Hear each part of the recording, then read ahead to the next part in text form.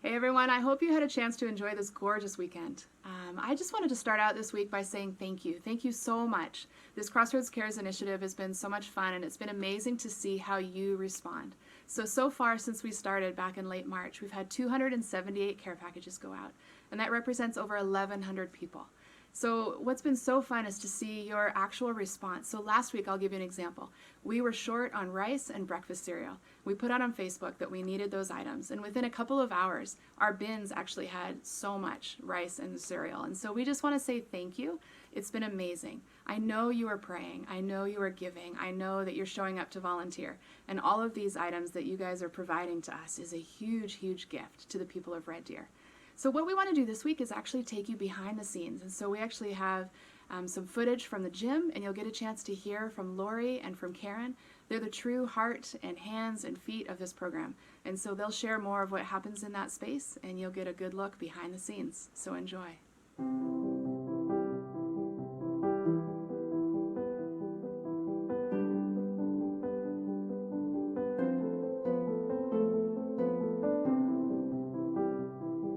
I'm Lori Whitaker, and I'm the Director of Local Initiatives here at Crossroads Church. So we know that proper nutrition is essential for physical development of a child, also for their mental learning. For them to be able to learn in a classroom, they have to have a good breakfast in their tummy to get through the day, and also just for our general well-being of all of us, we need proper nutrition.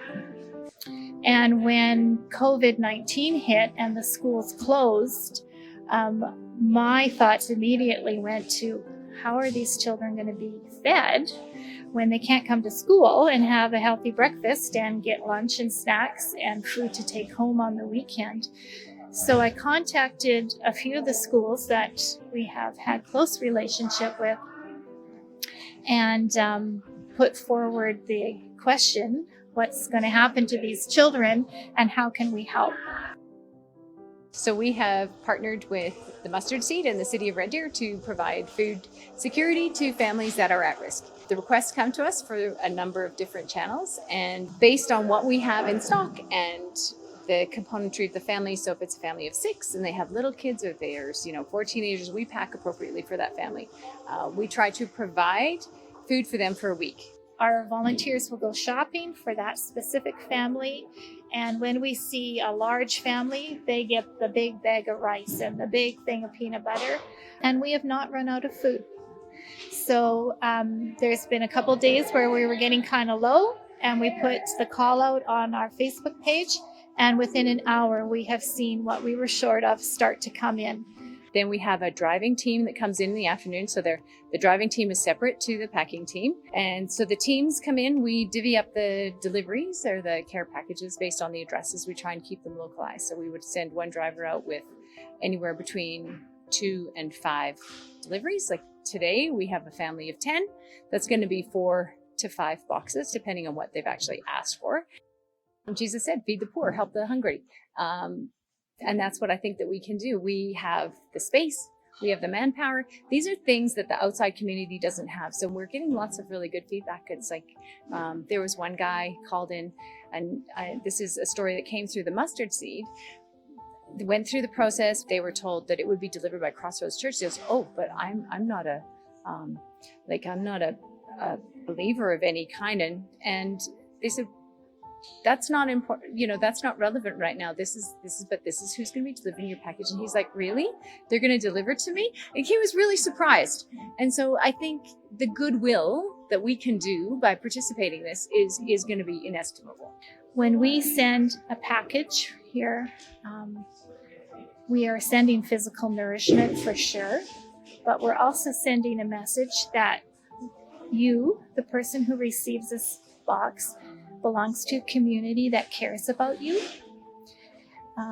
that you matter, that your family members are important, and that we're here to support you. We're here to support each other in this time of uncertainty. And it sends a message of hope that things can be better tomorrow than they are today, that things can be better today than they were yesterday. So there's hope packed in each box.